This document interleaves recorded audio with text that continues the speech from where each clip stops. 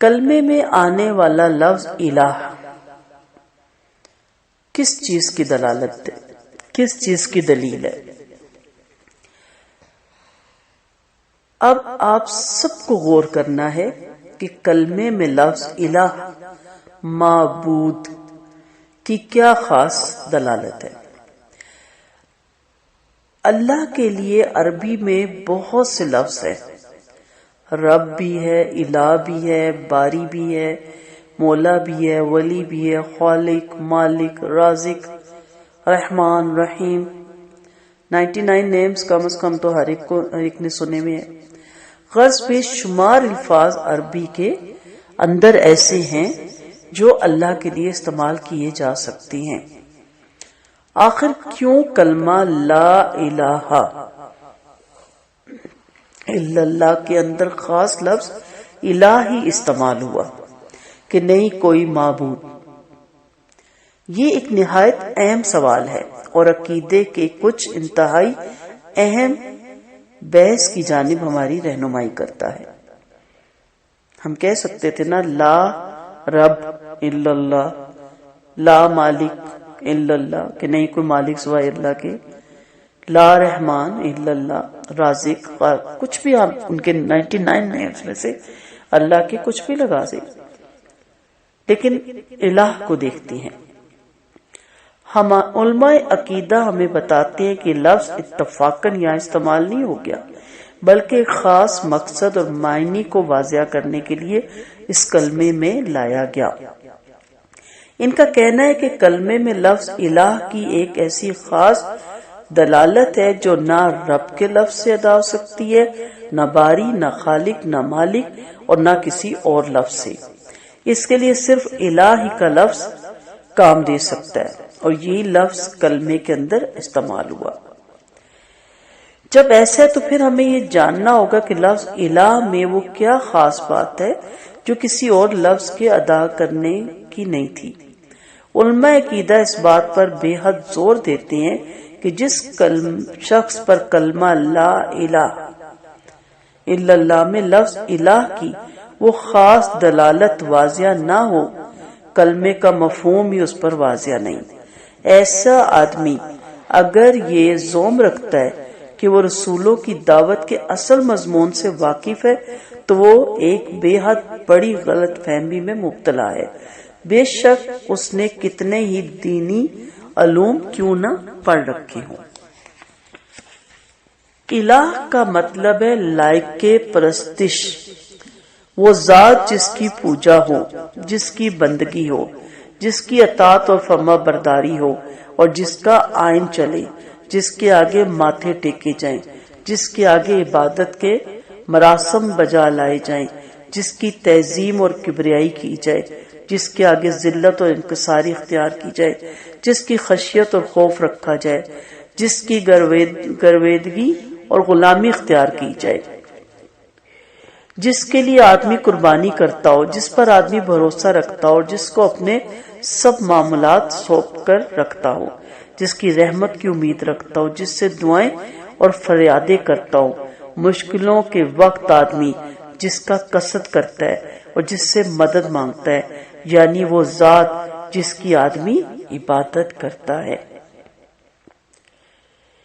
اب یہ جو بیان ہوا تو یہ الہ کا مطلب ہے۔ جب یہ الہ کا مطلب ہے تو آدمی کلمہ پڑھتے ہوئے یہ کہہ رہا ہوتا ہے، کلمہ آپ بھی پڑھتے ہیں، میں بھی پڑھتی ہوں۔ اب ذرا غور کیجئے گا کہ کلمہ پڑھتے ہوئے کیا کہہ رہا ہوتا ہے کہ یہ خشیت اللہ وحدہ لا شریک کے سوا کسی کو حاصل نہیں، یہ حیثیت وہ اس چیز کا اقرار کر رہا ہوتا ہے کہ یہ حیثیت اللہ وحدہ لا شریک کے سوا کسی کو حاصل نہیں، یعنی وہ غیر اللہ کے الہ ہونے کی نفی کرتا ہے اور صرف اللہ کے الہ ہونے کا اثبات کرتا ہے۔ یہ ہے اصل میں وہ نفی اور وہ ہے اثبات جو الہ کا مفہوم واضح ہو جانے کے بعد ہی آدمی پر واضح ہو سکتا ہے، اور یہ واضح ہونے کے بعد ہی آدمی کو سمجھ آ سکتی ہے کہ رسولوں کی دعوت اصل میں کیا تھی۔ نیز یہ واضح ہو جانے کے بعد ہی آدمی پر کھلتا ہے کہ رسولوں کا جھگڑا اپنی قوموں کے ساتھ اصل میں کیا تھا۔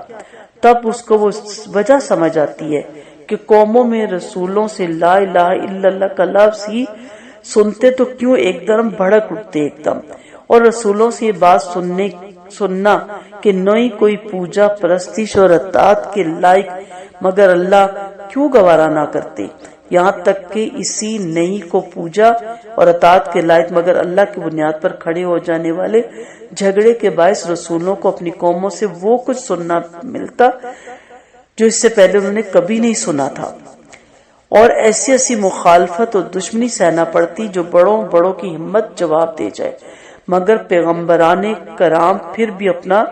سارا زور نہیں کوئی عبادت کے لائق اور اطاعت کے لائق مگر اللہ ہی پر زور دیتے، یہاں تک کہ رسولوں کو ان کی بستی سے نکال دیے جانے کی دھمکیاں ملتی، بلکہ بعض کو نکال بھی دیا جاتا۔ وہ لوگ جو رسولوں کے ساتھ مل کر دعوت دیتے ان کو دیس نکالے ملتے، پتھر مارے جاتے، جان سے مار دیا جاتا،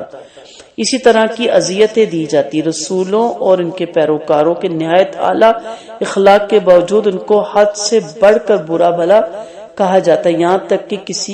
کسی وقت فریقین میں تلواریں بھی نکل آتی۔ آخر رسولوں کی دعوت میں وہ کون سی بات تھی جو مشرکوں کے لیے اس قدر طیش کا باعث بنتی؟ باوجود اس کے کہ رسول اپنی بات ان کو نہایت مؤثر اور اعلیٰ سلوک کے ساتھ پہنچاتے، اور باوجود اس بات کے کہ رسولوں کے منہ سے نہیں کوئی پرستش کے لائق مگر اللہ کی بات سننے سے پہلے وہ رسولوں کی سچائی اور اعلیٰ اخلاق کی بے حد تعریف کرتے رہتے تھے۔ یہی باتیں آدمی پر اس وقت کھلتی ہیں جب اس پر الہ کا مطلب واضح ہوتا ہے، اور وہ الہی کے حوالے سے غیر اللہ سے ایک بات کی نفی کرتا ہے اور اللہ وحدہ لا شریک کے لیے اس کا اثبات کرتا ہے۔ یہ وجہ ہے کہ علماء عقیدہ اس بات پر اصرار کرتے ہیں کہ آدمی کلمے کے اندر بیان ہونے والی نفی اور اثبات کو جانے اور لفظ الہ کی دلالت کا علم لے۔ یوں تو یہ بات بے حد واضح ہے، پھر بھی ہمارے یہاں کے کثیر لوگوں پر یہ بات اوجھل رہتی ہے، اور وہ کلمے کے مفہوم میں لفظ الہ کے بجائے لفظ رب کا مفہوم بیان کر رہے ہوتے ہیں۔ یہاں سے ان کا کانٹا ہی کسی اور طرف چلا جاتا ہے، جس سے اسلام کی حقیقت کی بابت اور رسولوں کی دعوت کو جاننے کی بابت ان کے یہاں کچھ اتنے بڑے بڑے جھول پیدا ہونے لگتے ہیں کہ پھر وہ کلمے پر محنت کی جتنی بھی بات کرتے ہیں وہ ان کو کلمے کی اصل حقیقت سے اور اس سے اور دور لے جاتی ہے۔ پھر جس کثرت کے ساتھ وہ کلمہ بیان کرتے رسولوں کی دعوت کا اصل مضمون ان پر اتنا ہی مخفی ہوتا چلا جاتا ہے، لہذا مناسب معلوم ہوتا ہے کہ اس بات کی بھی کچھ وضاحت کر دی جائے کہ کلمے میں لفظ الہ کے بجائے رب کا مفہوم بیان کرنے سے کلمے کے معنی اور مفہوم میں کتنا بڑا فرق آ جاتا ہے، بلکہ کلمے کا سارا مضمون ہی کچھ سے کچھ ہو جاتا ہے۔ تو چلے غور کرتے ہیں، کلمے میں لفظ رب کے بجائے لفظ الہ استعمال ہوا تو اس کی کیا خاص وجہ ہے؟ رسولوں سے لا الہ کے لفظ سن کر قومیں آپس سے باہر ہونے لگتی تھی، تو لفظ رب کی نسبت لفظ الہ میں وہ کیا خاص بات ہے جو رسولوں نے الہ کے اندر پائی جانے والی صراحت ہی کو اختیار کرنا ضروری جانا؟ رب کا مطلب ہے پیدا کرنا، پالنے والا، کھلانے والا، مارنے اور زندگی دینے والا، کائنات کے معاملات کو چلانے والا، واقعات کو وجود میں لانے والا، وہ ذات جس کے ہاتھ میں سب کچھ ہے، جس کے حکم سے سب کچھ ہوتا ہے، سورج، چاند، ستارے، بادل، بارش، کھیتی، رزق، ہوائیں اور جملہ جو بھی کام ہے، کائنات جس کے دستے اختیار میں ہے۔ یہ سارے معنی کس کے ہوتے ہیں؟ رب کے۔ اب جو کچھ یہ بیان ہوا ہے یہ رب کا مفہوم ہے۔ آپ نے غور کیا ہوگا رب کا مفہوم خدائی افعال کے ساتھ متعلق ہے، پیدا کرنا، پالنا، کھلانا، مارنا، زندگی دینا، سورج اور چاند کو چلانا، سبزے کو زمین سے اگانا، بارش برسانا اور کائنات کے اندر تصرف کرنا، یہ سب خدائی افعال ہیں۔ یہاں پہ کلمے کے اندر الہ آیا۔ الہ کے مفہوم میں پیچھے آپ نے دیکھا کہ الہ کا مفہوم بندگانہ افعال کے ساتھ متعلق ہے، پوجنا، سجدہ کرنا، ماتھا ٹیکنا، تعظیم کرنا، اس کے آگے ذلت اور انکساری اختیار کرنا، اس کے نام کی نظر و نیاز دینا، ذبیحہ، طواف، منت، خشیت، خوف، توکل، امید، دعا اور فریاد اور اس کی اطاعت کرنا اور اس کے آئین کو تسلیم کرنا، یہ سب بندگانہ افعال ہیں۔ خدائی افعال کے معاملے میں خدا کی یکتائی کرنا توحید ربوبیت کہلاتی ہے، اور بندگانہ افعال کے معاملے میں خدا کی یکتائی کرنا توحید الوہیت کہلاتی ہے۔